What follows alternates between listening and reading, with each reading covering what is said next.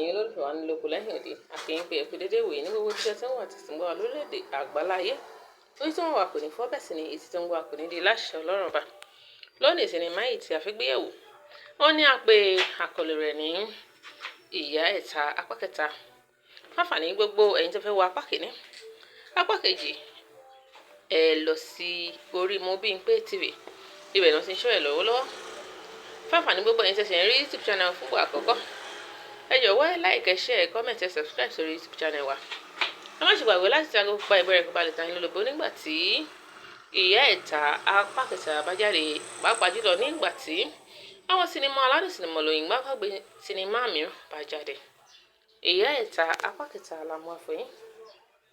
fáfàní gbogbo ẹ̀yin tí ẹ fẹ́ wò ẹ lọ wò lórí Mobimpe TV ibẹ̀ náà ti ṣọ́ ẹ̀ lọ́wọ́ ọ̀pọ̀ àwọn òṣèré ló kópa nínú rẹ̀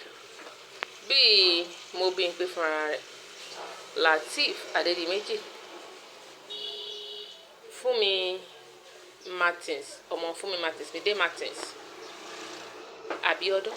òun náà kópa nínú rẹ̀ a ní rí ìgbà ìlọsí ìjọ mìíràn ọjọ́ rẹ̀ ìrìn lọ́jọ́ owó rí ìrìn náà lè rí gbogbo àmàrí láti ẹ̀dùn rẹ̀ ó dàpọ̀ tí nígbà mìíràn ire o.